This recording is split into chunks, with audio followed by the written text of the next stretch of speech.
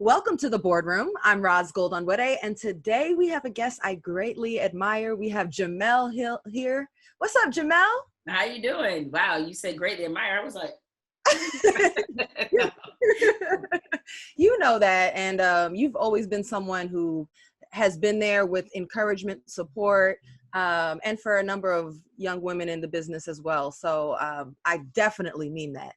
Uh, and I just want to start with congrats. thank you. You have a new TV show on Vice, Disruptors with Cari Champion. That's a working title. I just want to throw that out there now because it is a working title, even though it got thrown out there. We were still in the very much the ideation phase of thinking about what it may be called.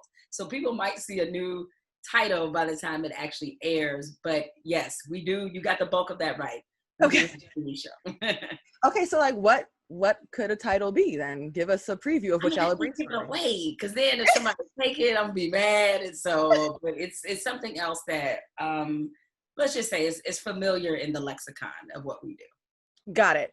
So Jemele Hill and Cari Champion have a show titled TBD, to be decided, coming soon. But while we're all waiting on the edges of our seats to find out what the actual title of the show is, can you tell us why should we come every week and kick it with you and Cari? There's a lot of shows out there. What would make yours special? There is a lot of shows out there. That is true. However, how many of them have two Black women who are driving the show with their opinion? We can't say that we represent all Black women. We certainly don't. But just from a relatable Black woman's perspective, and when you look at the landscape of where Black women are right now, we're the most educated group in the country. We saved and are the backbone of the Democratic Party. We saved Wakanda. There's a lot of reasons, and you hear it often, that you should listen to Black women. Well, follow your own advice and listen to Black women, being me and Cari, and watch our show. But you know both of us personally, and so in addition to the thoughtful opinions we hope to bring people, we also want to make you smarter. We also want to have fun and just kind of present something that is nuanced and multi-layered and also edgy. I mean, we're on Vice for a reason, because given what their brand is, the type of journalism they do, the type of television they do, it's a perfect fit for us. We've both been at big corporate media. We both were at ESPN. Now this is our opportunity to kind of do something a different way that really speaks to who we are and who we are as friends. Right, and that's such a big part of it too, like the friendship. I can't wait to see you guys really showing your personalities, the laughs. You said a little bit of the show will be showing behind the scenes, taking down that fourth wall. How do you do that? Well, we know right now everybody's watching a lot of COVID TV, in the sense of like you have shows being filmed in people's houses and or just on the fly makeshift studios, if you will.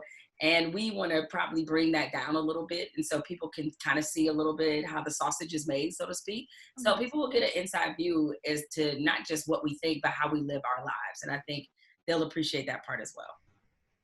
Are you going to tape this during COVID, all of the episodes? Like, will this be in a studio or will y'all be doing this from home? No, we'll be doing this from home. So that's why I think having that fourth wall breakdown is really going to be interesting. We've already decided the two unofficial stars of the show will be Cari's dog, Coco, because Coco, just whenever we have done like Zoom calls and meetings as we're trying to plan it and plot out the show, Coco got to make her opinion heard. So I was like, Coco needs to be a part of this. Like, we need Coco to weigh in as well. Yep. And then my husband will expect him at some point to just make a cameo, just like walking through, hopefully not in his drawers. And people will be like, oh, okay, there's Jemele's husband. Who I only know as Old Boy. I don't even know. Yeah, so his real name now is safe to be revealed. It's Ian. Okay, wonderful, wonderful. Well, Jemele, this is just a piece of everything you're doing right now. You've been quietly building an empire. You've got two, I believe, Spotify podcasts. You write for The Atlantic. You have a TV show now coming out with Cari Champion on Vice, and you have your own production company. You know, some people chase one full-time job with one company. What's key for you successfully navigating contracts and freelance and creating all of these exciting lanes for yourself?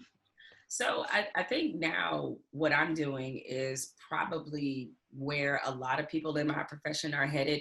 I mean, you're absolutely right, Ross. So many of us came in with the thinking of, okay, you get a job or you work your way up till you finally get to that big company. You stay there for a while, you get your pension, you retire with your golden pin or golden badge or whatever it is that they give you.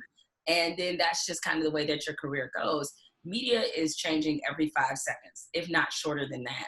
And what I began to see is that the platforms are just always nebulous. The platforms are always changing, but the content and the desire for content does not change. So if you can just produce content, what form that takes is really, there's a variety of options. I know a lot of people desire, for example, to work at my former employer, ESPN. That was considered to be the place that you had to work. And it is for a lot of people. And I don't blame you if you have that dream right now.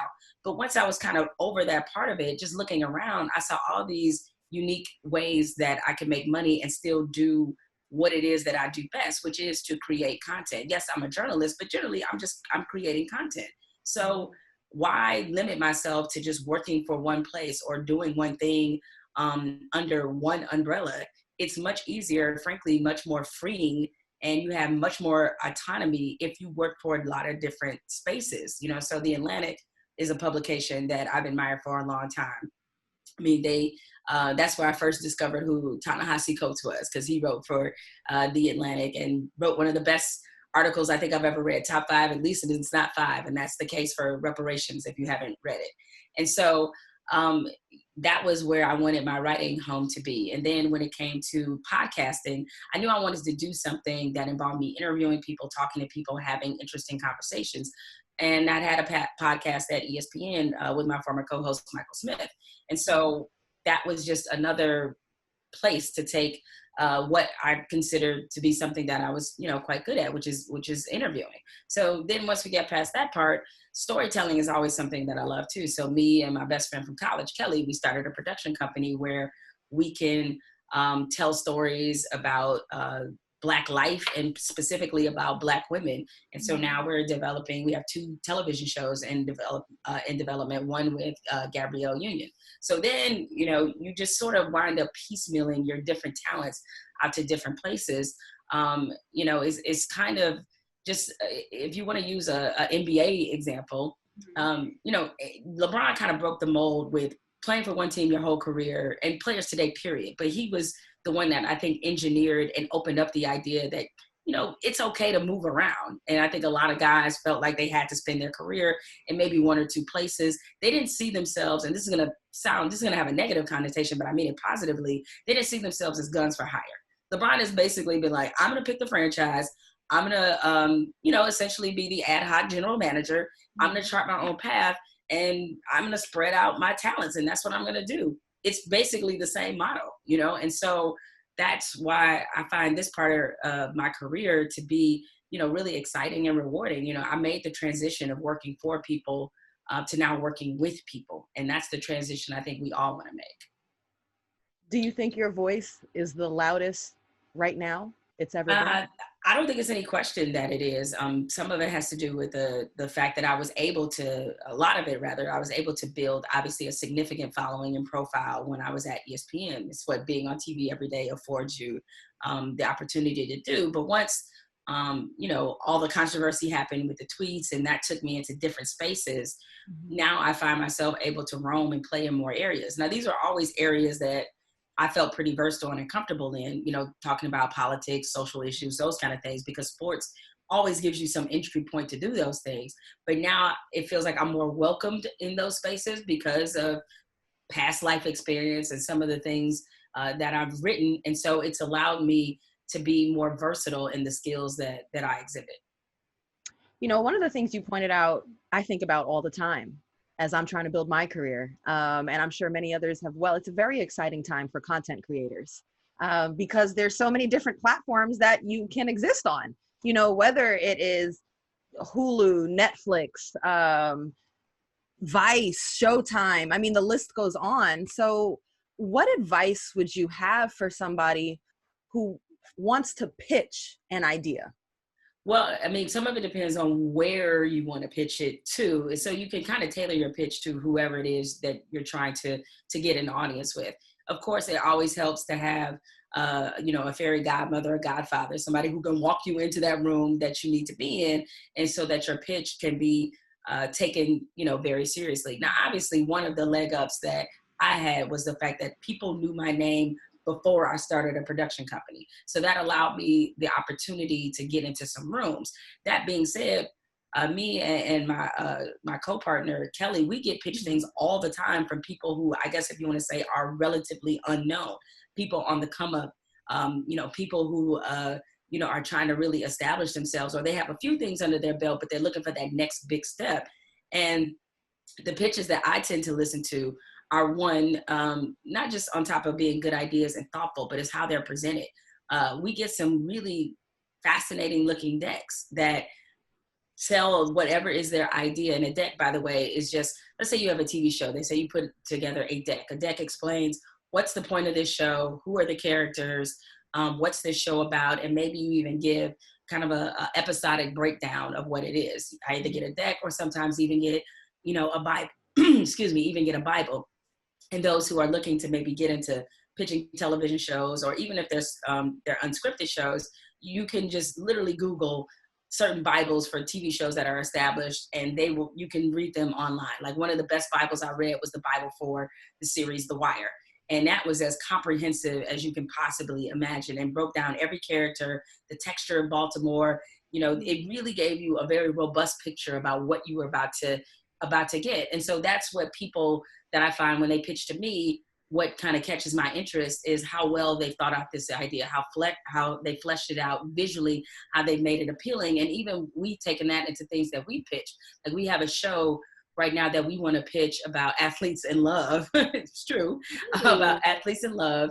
And yeah, I don't gonna get too many details, but that's the general, gist of it, because it's being considered in a couple of different places. But we made the deck look like a wedding album, right? Because we wanted to sell this idea of athletes and love, right? And so that's what I mean about having that creativity, that when you're pitching something, yes, you could put it on one sheet, but and especially if you're Black, everybody ain't gonna get the Lena Dunham treatment. And by that, I mean, Lena Dunham, the famous story about her show Girls, she took in one page, she had a couple sentences, she really didn't even have it thought out, and they greenlit the show.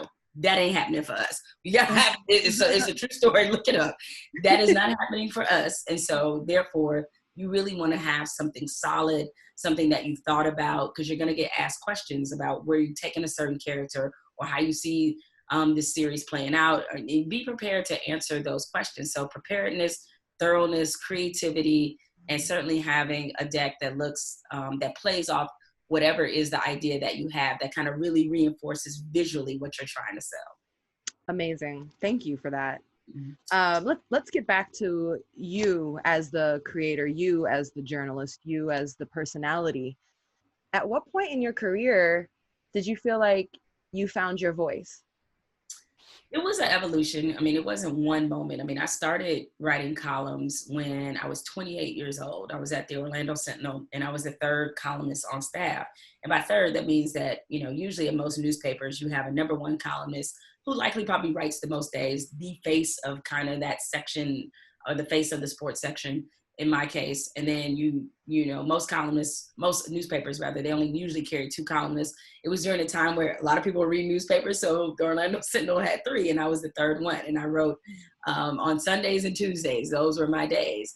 And so it was a struggle at first. The struggle wasn't necessarily finding my opinion. I knew what that was. The struggle was learning about how to construct an effective column. And that's not easy to do, especially when you haven't really done that before. Up until that point, I had just been a reporter, covering teams, covering leagues, just from a more objective standpoint. And so Jemele, you're just to understand, you're trying to say that it is finding your voice as a writer different than finding your voice as a TV personality? To me, this is what helped me find my voice as a TV personality, is that the writing is what led to it. Because realize I got into this business as a writer. I did not get into it to be into television. That was just something that happened out of pure, a lightning bolt struck. That was it. And also money. Not afraid to admit it. That was really a big reason. Like, I did not get into this to do television. But what made me good at television was the fact that I had already found my voice as a writer, right? So that is what made me attracted to put on television anyways, because I had an opinion and they could look to what that opinion was and tell what I thought because I'd written about it, because ESPN hired me as a columnist for ESPN.com. That was my original job. It was not to be on television. So this is how my evolution kind of happened. Other people go into it, they already know they want to do TV, they already have their voice.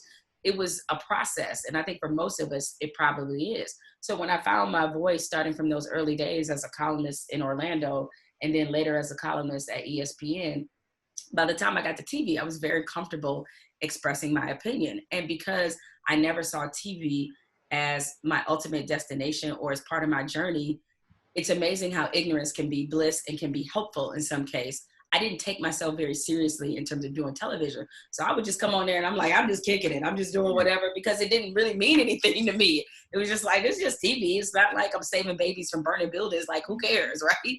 And so having that level of ignorance and self-confidence, a combination, usually dangerous, but in my case, it actually worked, allowed me to always be myself on television. I wasn't trying to imitate other people. I wasn't trying to be like other people.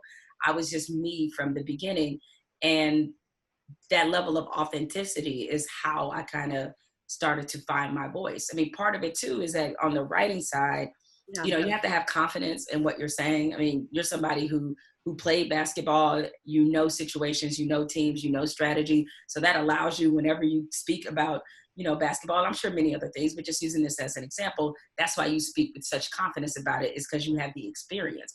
I can speak with such confidence about sports because by the time I started doing TV, I mean, I covered 2 Olympics, I covered college football and basketball for 6 years, I covered the NBA finals, I covered Super Bowls. I'd literally done all the legwork, so I could say confidently and speak confidently about certain situations, certain dynamics on teams because I'd already seen it. So this was all a part of me finding my voice and really growing into my own on television. Okay, so you know what I'm excited about right now, Jemele. I mean, excited. I have a little anxiety about it, but the NBA and WNBA is trying to come back. Well, the NBA is trying to come back. WNBA is trying to start their season up. And you're seeing athletes want to make sure that they bring attention to racial inequalities, to police brutality. It's been very publicly discussed. So I think you're the perfect person to ask, do you think athletes and entertainers have a responsibility to speak on such topics? I think you need to contribute in the way that you're led. I mean, everybody is not necessarily or feels comfortable, getting before, people and having nuanced, thorough, critical opinions about race, gender, and social issues. Like, everybody's not really equipped to do that. And I don't hold it against them if you aren't, or if you don't feel comfortable, if you're like, that's not really my testimony. Maybe your testimony is works. Maybe you're like, you know what? I'd rather support this organization. I'd rather, go and do something great and work side by side with this organization. That's all good and well, obviously. But I think that just as people, as citizens, we all have some responsibility in making sure that this world and this country is as good as it can be, that it can live up to some of the ideals that were supposed to be the foundation of how this country was built and why it was put together the way that it was. We all bear some responsibility of that because, we got CMB, right? So we kind of have to be in this together. So I don't know I know athletes are an easy target because they have big platforms, they have disposable income, and so people look to them to lead. But, you and I have both been around a number of them, and we can attest to the fact that they're all not built to lead the same way. So I think those who are built to lead with their voices, with their critical thinking, they need to do that in that area, and others need to go to other areas. But all of us have some responsibility in how what we want this country to be about.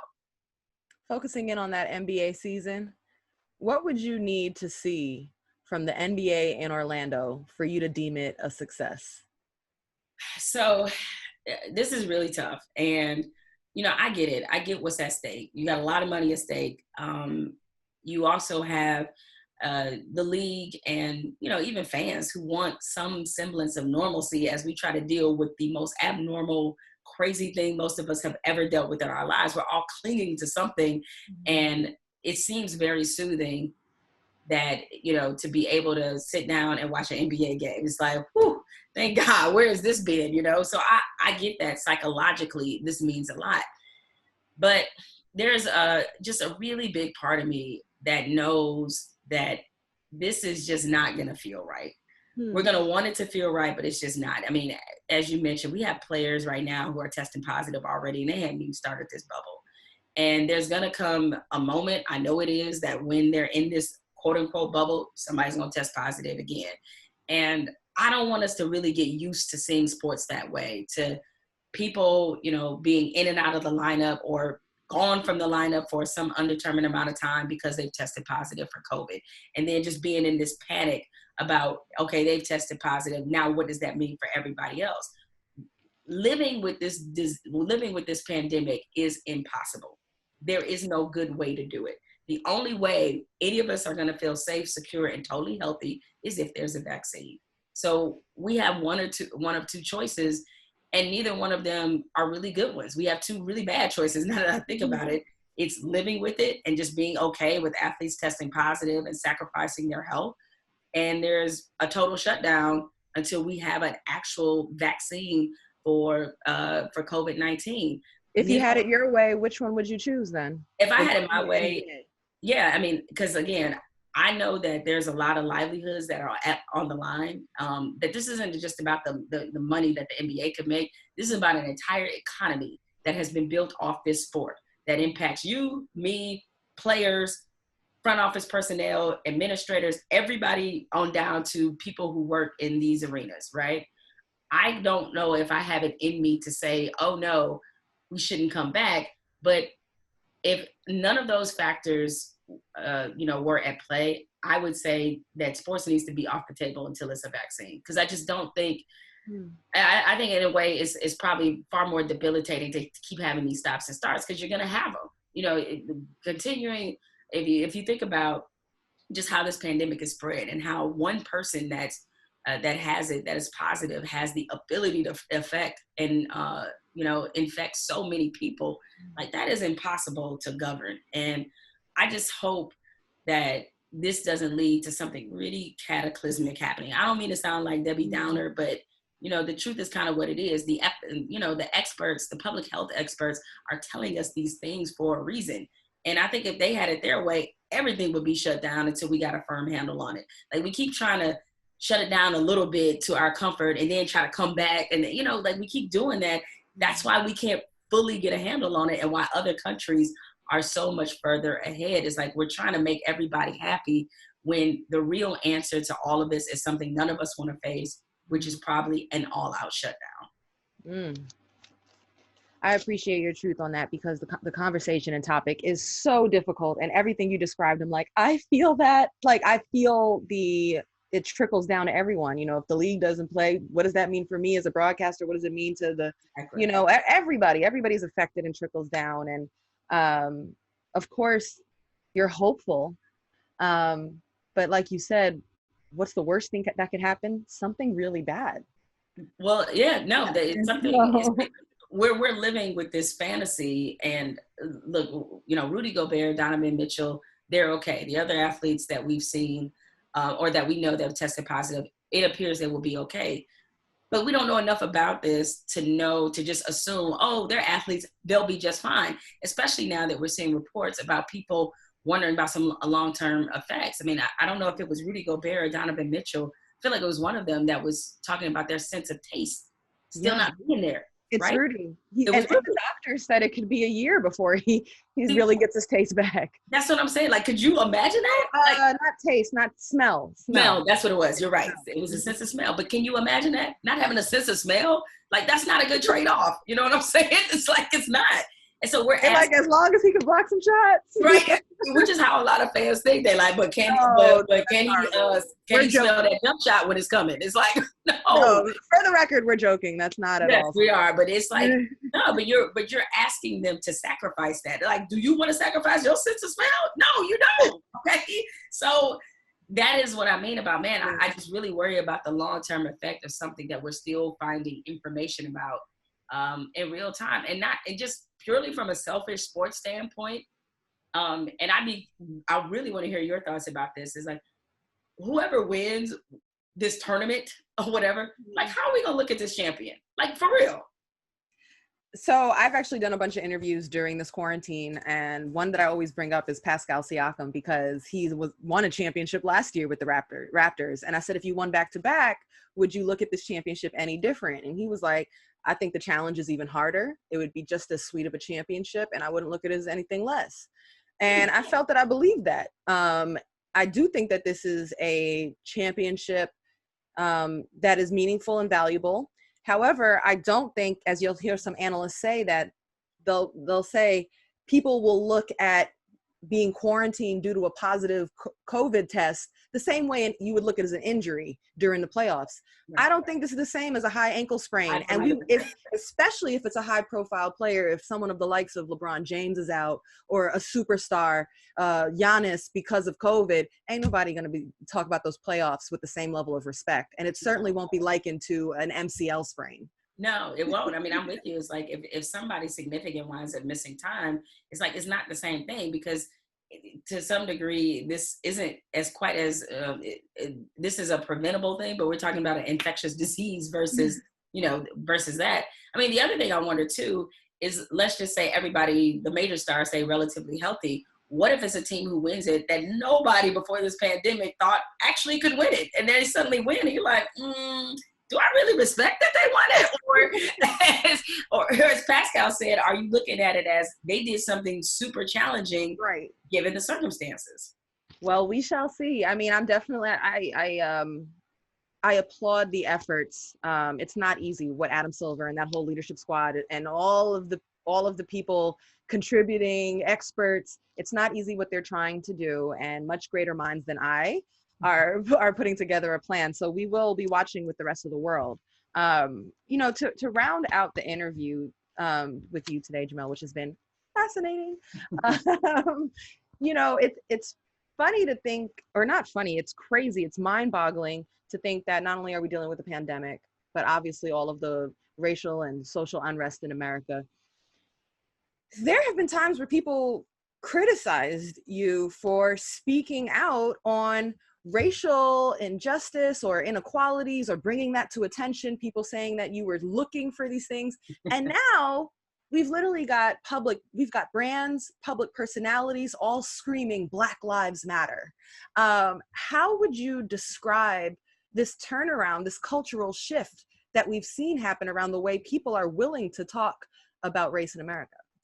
I would describe it as distrustful. And again, I'm not trying to be a pessimist, and I'm hoping that I'm wrong. But everybody's kind of caught in the moment. I mean, I'm talking more or less to like brands and corporations, that people who 4 years ago looked at Black Lives Matter, the simple phrase, as polarizing, as a cuss word almost, right? Who are openly saying it now.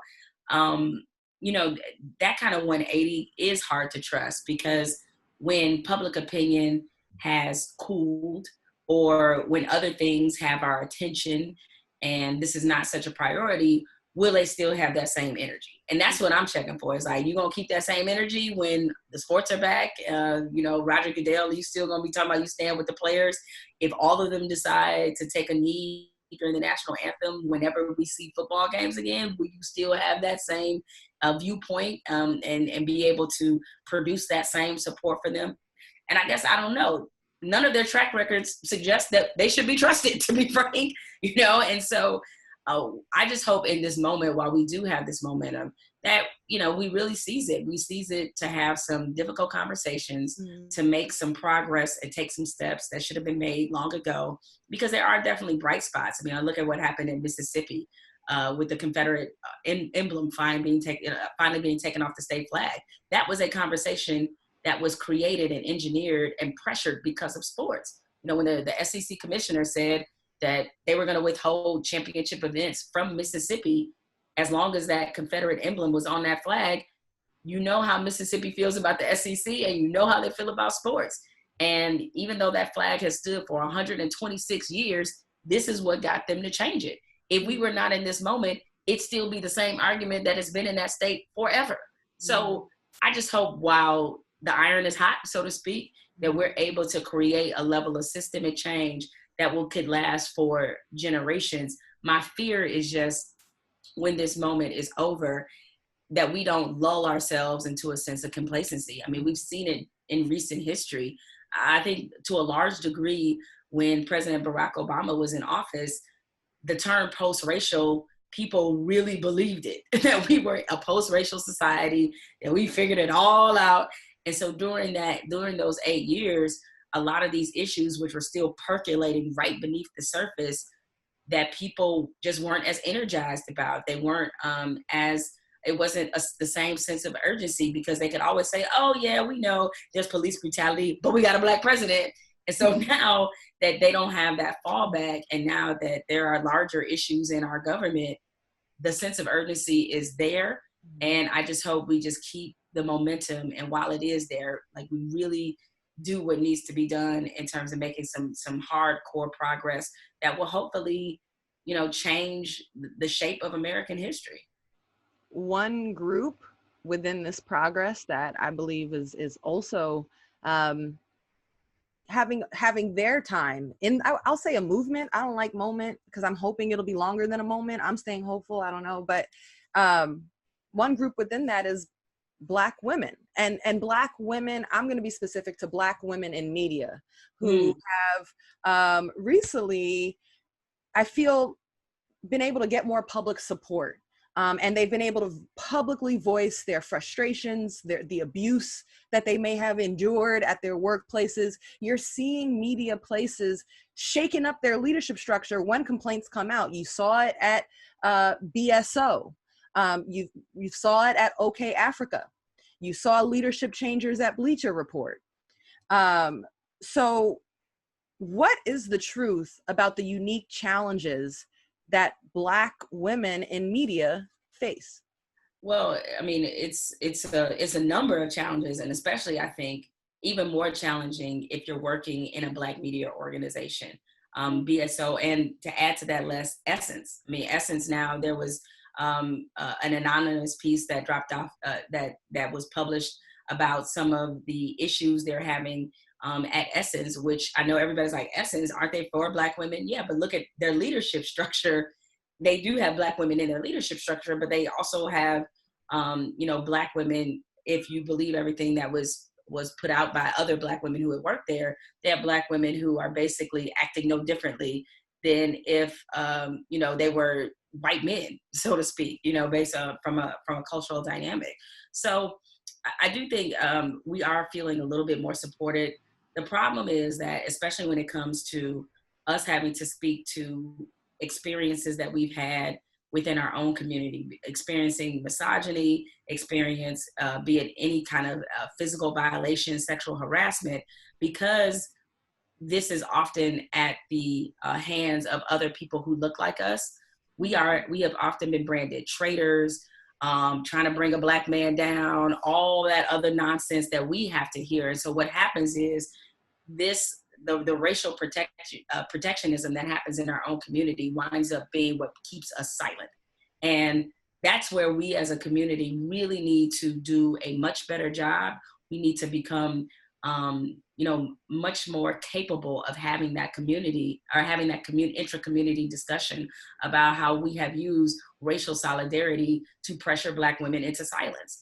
And so I'm really happy that there are finally some people in our community who are understanding that for us to continue to be leaders when it comes to provoking social change and provoking racial justice, that we have to be able to do it within our own community. We can no longer afford to continue to subjugate Black women just because we're too uncomfortable calling out other people within our own race for committing the same sins and atrocities that we want to hold other people accountable for. That's why there was such a reaction, understandably so, when we see Russell Simmons on all these platforms. He is accused of victimizing Black women, and yet it's Black media that is welcoming welcoming him into spaces without question, despite the fact of who is accusing him of. So I want people to who has been his accusers. So I want people to understand that that is a weight and a burden that only Black women carry, of being considered to be traitors when they're in their own race, when they're violated by people that we trust. So there's that part of it. And then there's the other part of the level of invisibility that we face in mainstream media.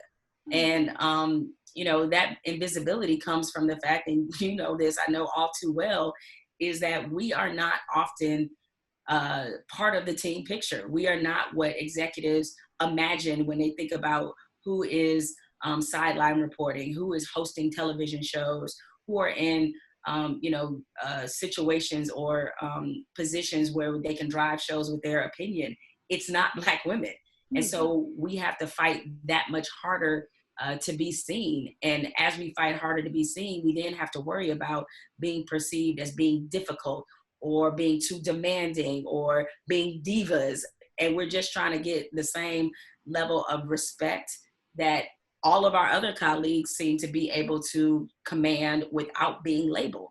And so it can be very difficult for us, because more often than not, and I'm not even saying this part is perfect, the only space for vulnerability and support we find is with each other. And that's it. I mean, we hold in the line of defense for literally everybody. We hold the line of defense for Black men, and we're all proud to do so. When it comes to, our role within the larger scope of feminism, we trying to hold the line for them, and they never consider us. So it's like literally we have nowhere else to go but with one another. And again, this is all within a very unique time for us, being the most highly educated, being the only racial group that has more business owners than their male counterparts. That's where Black women are. We're used to having to do it all alone, but at some point, it's just not mentally healthy for us to have to feel that way, to have to feel that we have to shoulder so much and that we have no space to even lean on somebody. Most of us don't even know how to lean. We just don't. We just want to quit that way. It's like, right. We don't know how to do it. And that's why I'm extremely, I'm thankful that as I'm growing into this different phase of my career, I'm doing it while I'm married, not just because to have the support of somebody, because that was a new muscle I had to learn how to do, is understanding how to lean and also how to be vulnerable. I'll let you end it with this, Jemele. What advice would you give to people on how to be great allies for Black women? And if we're going to be specific, Black women in media? Well, I guess to use an old adage that I think we all heard from the elders, which is you got 2 ears and 1 mouth for a reason. Okay. And listening is a really big part of it.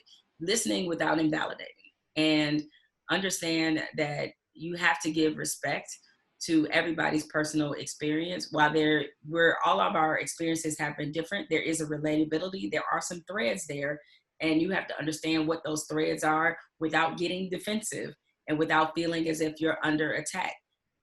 Center our feelings and not your own.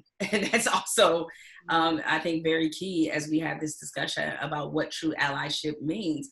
And understand the dynamics in the room. And there are times where you may think that when you walk into a room or some kind of meeting and you see 1 or 2 Black faces, you may think that that's changing the room.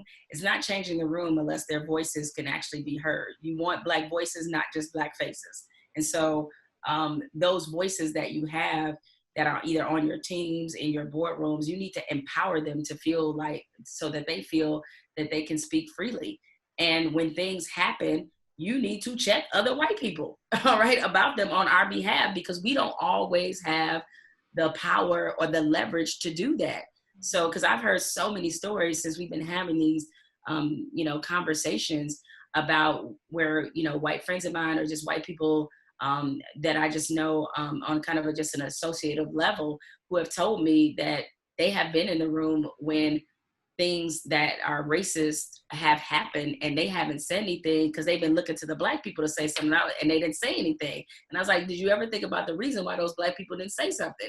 It wasn't because they didn't know it was racist. It's because they didn't feel empowered to be able to do it. So that's when you need to step in as an ally, much like we saw with the protests, where when there were Black protesters, there were white people stepping in front of them before the police because they knew the police would think twice about doing something to them before they would the Black people. That's called being an ally, is being able to take that burden and not leave it on the Black people to be the one to come up with a diversity plan, to come up with how we can be more inclusive. Stop leaving all the work to us. You got to be able to shoulder some of this work yourself if you're truly committed to seeing things change.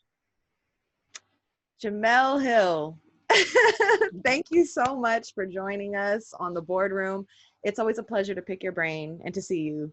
And we'll catch up more after the interview too. Thank you. Yeah, we will. Thank you, Roz. I appreciate being here.